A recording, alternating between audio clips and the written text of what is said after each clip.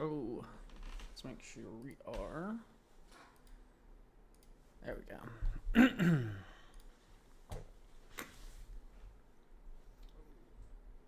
Unprepared again. Unbelievable. Ooh, definitely unprepared. Okay. Join.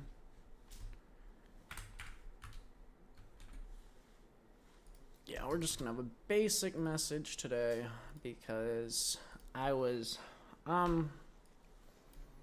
learning of new developments in the news today. Not any good ones, but developments. Let's see. Paste.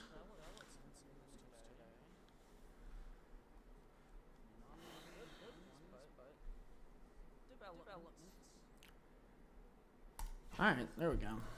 That's good enough. Well, I hope everybody's having an alright day.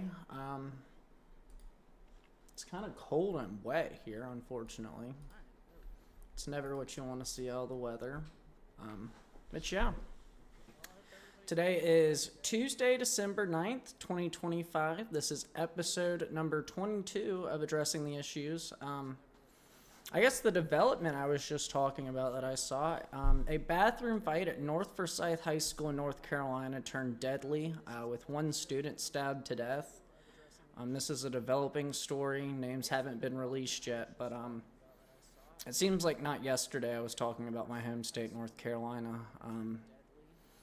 that it needed law and order, and today a family is going to face the consequences of that right before the holiday season. So, just have those students in your thoughts and prayers, and their families.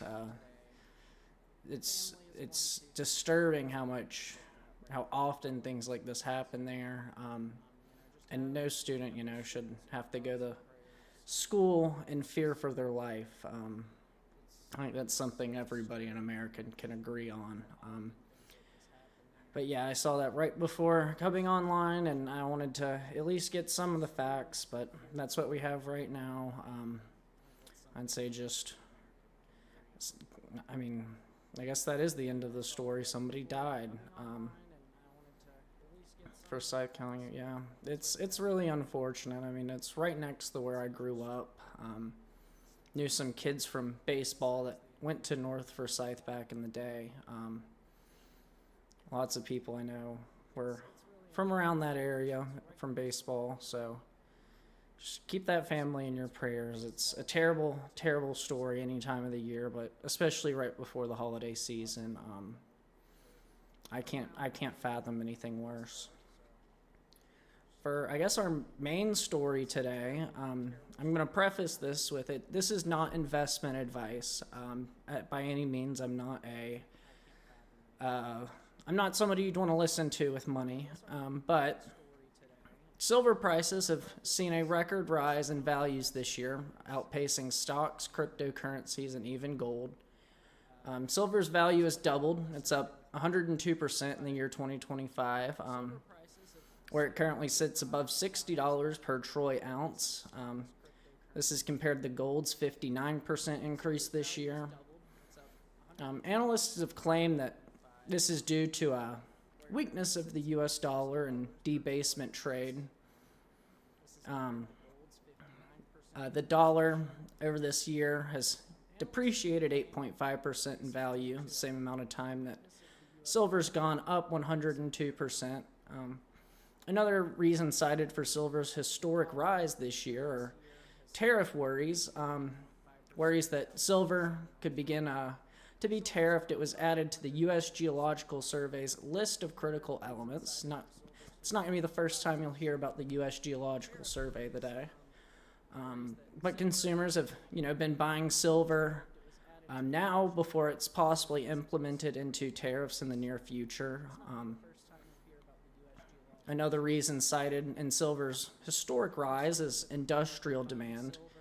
Industrial use of silver has risen about 18% in the last 4 years due to its use as a conductor of not only electricity but heat.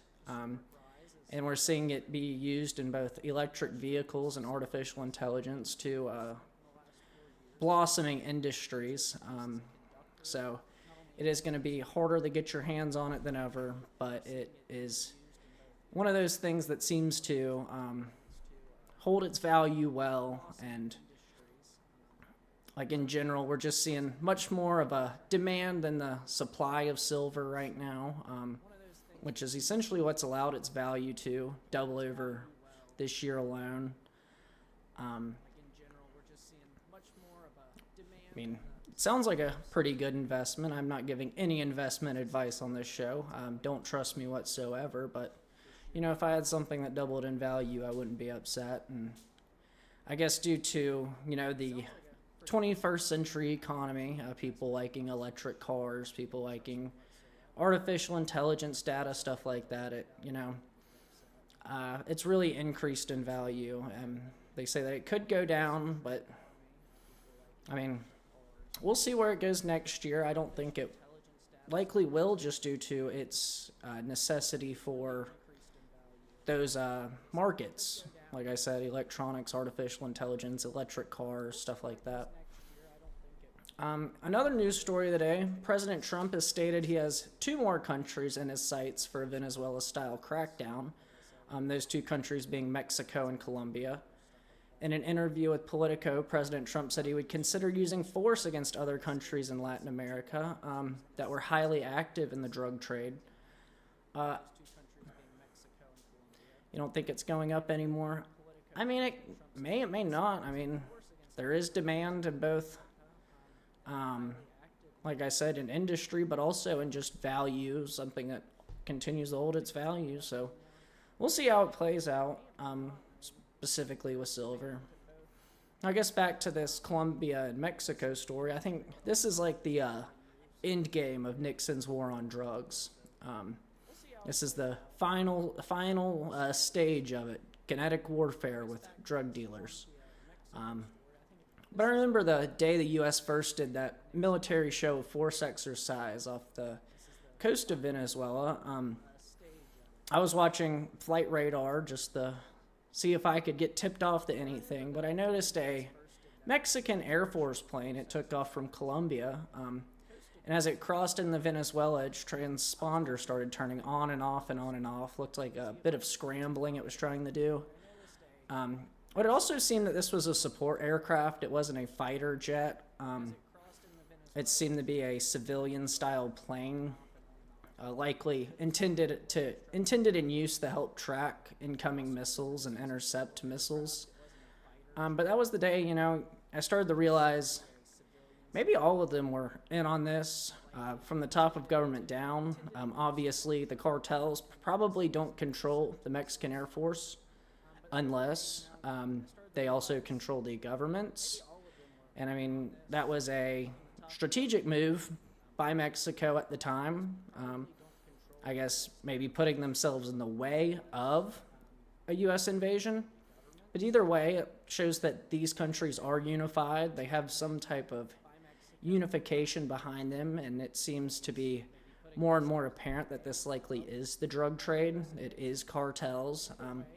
But we'll see where President Trump goes with this. I hope we aren't fighting in 2 different conflict zones, 3 different countries in our own hemisphere.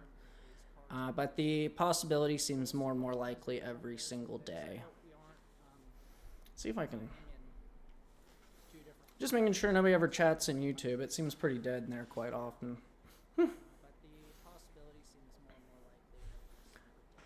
In other news, the U.S. Justice Department has opened an investigation into the conditions of Colorado's prisons and youth facilities. The civil investigation seeks to ensure that the Department of Corrections inmates and youth in the custody of the Department of Youth Services are being afforded their constitutional rights. This investigation comes just days after people started sounding the alarm of the status of Tina Peters. They claim that she's been mistreated almost to the point of death in Colorado State Prison. It's an elderly woman. And Tina Peters was convicted in August 2024 for engaging in a security breach to advance false conspiracy theory of election fraud.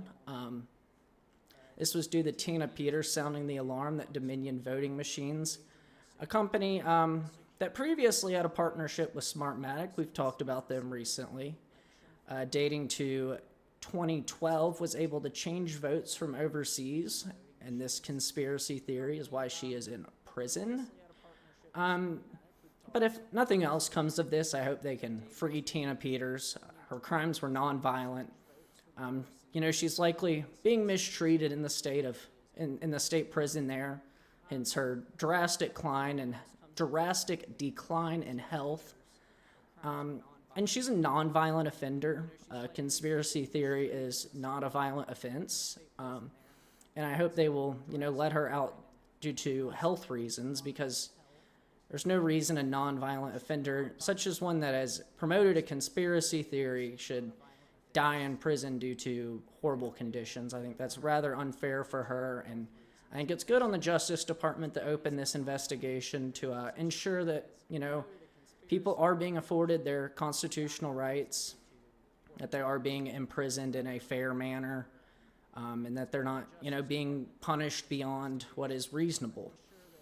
So I think it's good that they're looking into this, but I do hope that in the end of this, Tina Peters will get to go home and see her family once again, because the charges against her likely, and the condition she's in, she possibly will never get to see her family again. Another news story I talked about a little bit yesterday, Alaska is looking at implementing an AI-driven digital ID. This is a horrible idea. This is right out of the Chinese Communist Party playbook. This would be an identity system that would encompass digital payment functions. The centralized system would handle government transactions, submit applications on consumers' behalf, and manage personal data. It is claimed that each individual would have to consent to this, but I can see that as a very slippery slope. What is consent to it? Being coerced into consent to something like this. It's very scary. This platform would be able to store both behavioral, and biometric data from individuals in a government database. Something you probably don't want to happen to you. If you think real ID is intrusive as of right now, a digital ID is going to be much worse. It's using fingerprint technology, facial recognition technology. But this sounds very similar to the technology that the Chinese Communist Party uses to harass and embarrass both dissidents and civilians alike. Some of these things are notifying people when they are near someone who has debt, and even projecting names and faces in public places where they're at. These could be places such as like little billboards around town or around cities, or even just on the bus. You're sitting on the bus with somebody who has debt to the state, and their name and their face get projected on a little screen, and everybody tries to stay away from them.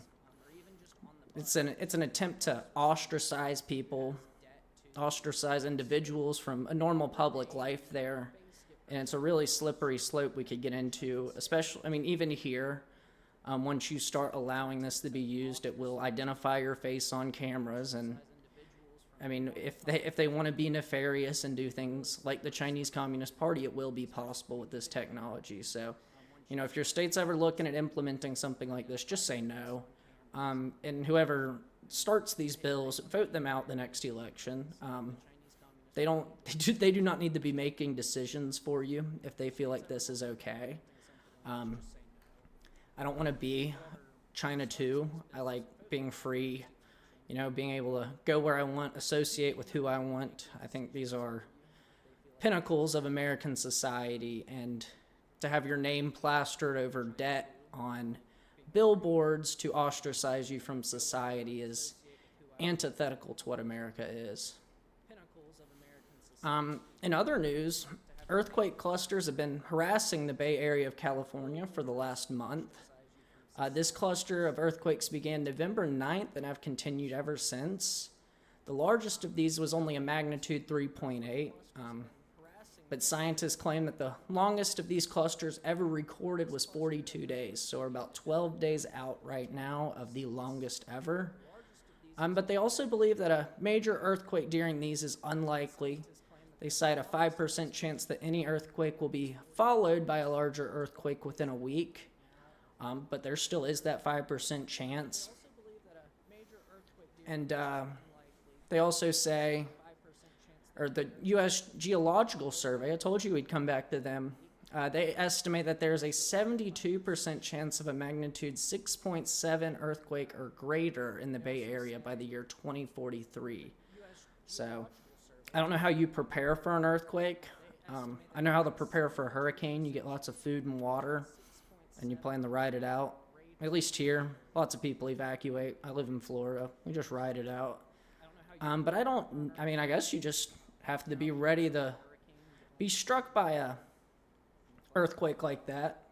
Sounds scary to me. I've only been in 2 earthquakes. Each time was rather alarming because they don't happen often on the East Coast, but they're confusing on the East Coast. It's like, what is that? Like, why is this happening? I guess over in California, they're a little bit more used to it. But I guess be prepared for a large earthquake by the year 2043, California. The U.S. Geological Survey expects one. For our last story of the day, kind of a slow news day. Nothing I can do about that. I'd say it's probably because it's cold and rainy outside. I'm sure it's colder everywhere else if it's cold here. I don't know if they're getting anything done in D.C. It doesn't seem like it. It seems like we haven't gotten anything done this year at all in D.C. It doesn't look like we'll probably get anything done before the midterms. Congress is dragging their behinds. Even Trump said yesterday that he can't get any of his nominations through because of the lack of action in Congress.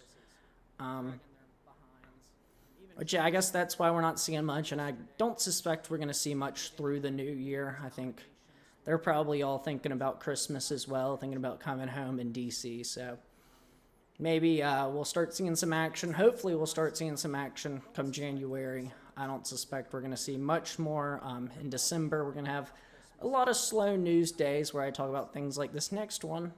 Phillip Rivers, an ex-Chargers quarterback, returns from retirement at age 44. He joined the Indianapolis Colts practice squad. This was due to an injury-plagued season at quarterback for the Colts. A team still trying to keep their playoff hopes alive, and it seems that they'll be putting it on 44-year-old grandfather Phillip Rivers. Actually a grandfather. You can look that up.